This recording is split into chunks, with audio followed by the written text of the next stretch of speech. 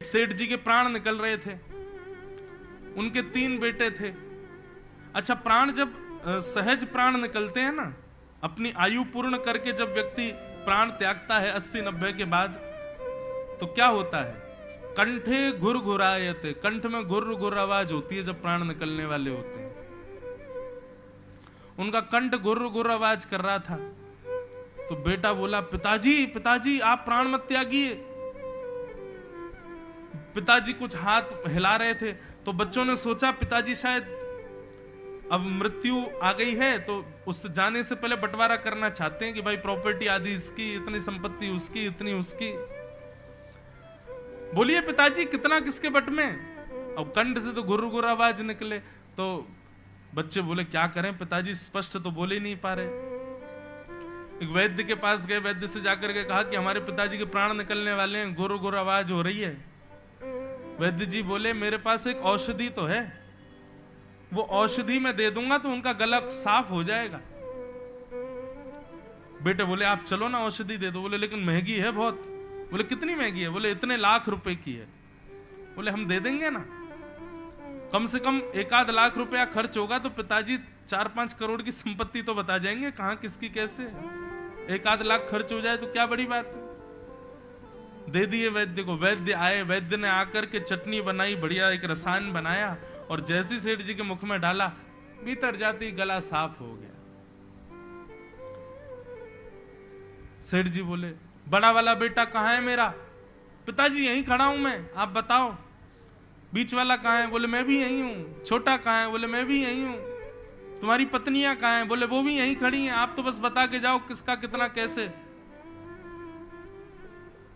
बोले अरे मैं तो बस इतना कहना चाहता हूं, वो भैंस का जो पड्डा है ना, वो झाड़ू खा रहा है, तुम एक झाड़ू नहीं संभाल पा रहे हो, संपत्ति क्या संभालोगे। और झाड़ू पड्डा झाड़ू पड्डा झाड़ू पड्डा बोलते बोलते प्राण निकल गए। और ये बात जितनी आसान, जितनी हंसी की, जितनी हास्यपद लग रही है ना, उतनी ही सत्य है। व्यक्ति का जब अंतिम क्षण आता है वो विवेक शून्य हो जाता है, और उस समय वो चाह करके भी जगन्नाथ जी को बोल नहीं पाएगा, नाम याद कर नहीं पाएगा। सोचो, लाखों रुपए का रसायन लेकर के भी थोड़े क्षण के लिए गला साफ हुआ, भगवान नाम गा लिया होता तो कृपा हो जाती, लेकिन नहीं, विषय ही याद आता है। बंधुओं, जब तक हम जीवित रहते हैं ना, तो विषय के अलावा जगन्नाथ जी की भी स्मृति होती है हमको। आप लोगों को बहुत इजी लगता है, संसार के लोगों को बहुत इजी लगता है, ठीक है हम क्लब जाते हैं, हम गलत काम करते हैं, हम ये करते हैं, हम वो करते हैं, हम उल्टे सीधे वस्तु खाते हैं, किसी के साथ छल करते हैं, कपट करते हैं, लेकिन हम जगन्नाथ जी को याद भी करते हैं, हम बीच बीच में भक्ति भी करते हैं। परंतु जब अंतिम क्षण आएगा ना, तो जितने विषय भोगे हैं वही याद आएंगे, जगन्नाथ जी याद नहीं आएंगे।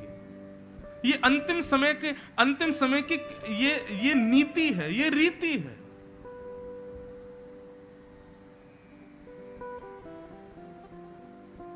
इसलिए हमारे यहां कहा गया, काम करते चलो नाम रटते चलो, हर समय कृष्ण का ध्यान धरते चलो, मुरली वाले को मन से रिझाते चलो, कृष्ण गोविंद गोपाल गाते चलो।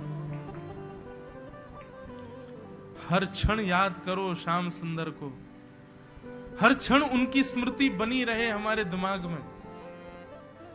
चलते फिरते, उठते बैठते, खाते पीते, हर समय ठाकुर जी को याद करो। हम नहीं कहते घर परिवार छोड़ो, भाई छोड़ना नहीं है, हम खुद घर परिवार वाले, पर हर स्थिति में भगवत स्मरण रखो, जगन्नाथ जी को याद रखो, उनकी स्मृति रखो अपने चित्त में बस। उसका प्रभाव क्या होगा? जीवन भर जो ठाकुर जी को याद रखता है ना, तो अंतिम समय में तो बहुत कठिन है कि भगवान की याद आ जाए, पर जीवन भर जिसने जगन्नाथ जी को याद किया हो, ऐसा व्यक्ति जब अपने प्राण त्यागता है तो जगन्नाथ जी उसको याद कर लेते हैं, जगन्नाथ जी की स्मृति में वो आ जाता है। और सोचो, जगन्नाथ जी जिसको याद कर लें, हम जगन्नाथ जी को याद करते हैं, जगन्नाथ जी हमको याद कर लें। हम प्रधानमंत्री से मिलने जा रहे हैं और एक बात है, प्रधानमंत्री हमसे मिलने आ रहा है, दोनों में कितनी बड़ी अंतर है। जगन्नाथ जी की स्मृति में हमारा नाम आ जाए, हम उनकी स्मृति में पहुंच जाएं, उसी के लिए तो भक्ति है। लाखों लोग जाते हैं लेकिन जगन्नाथ जी साल्वेग को याद करते हैं। हजारों लोग श्रीनाथ जी का दर्शन करते हैं लेकिन श्रीनाथ जी सूरदास, कुंभनदास, कृष्णदास इनको याद करते हैं। द्वारिका में लाखों लोगों की भीड़ जाती है पर द्वारिकाधीश के चित्त में तो मीराबाई विराज रही है। हमारे चित्त में भगवान बैठे। भक्ति केवल यहीं तक सीमित नहीं, अपनी भक्ति से आप ठाकुर जी के चित्त में बैठो, ठाकुर जी के चित्त में हम विराज जाएं। मेरा सुमिरन हरि करें मैं पावा विश्राम। मैं हरि का सुमिरन करूं, ये तो प्रारंभिक स्थिति है, लेकिन करते करते करते स्थिति हो जाए मेरा सुमिरन हरि करे मैं पावा विश्राम। और वो कब संभव है? जब जीवन पर्यंत और खास करके बाल्यावस्था से भगवत स्मृति की हो।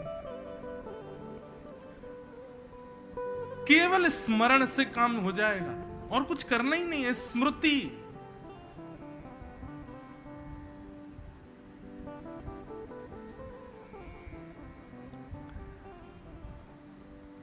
तो अन्ते यामति सा गति योगिनाम नृपनिर्णीतम हरेर नामानुकीर्तनम। हरि का नाम स्मरण यदि अंतिम श्वास में हो जाए तो मुक्ति निश्चित है। राजन तुम्हारे पास तो 7 दिन बचे हैं। राजा ने पूछा तो मतलब 7 दिन बचे हैं और अंतिम क्षण में मुक्ति मुझे मिल सकती है, तो फिर 7 दिन का क्या करूं मैं?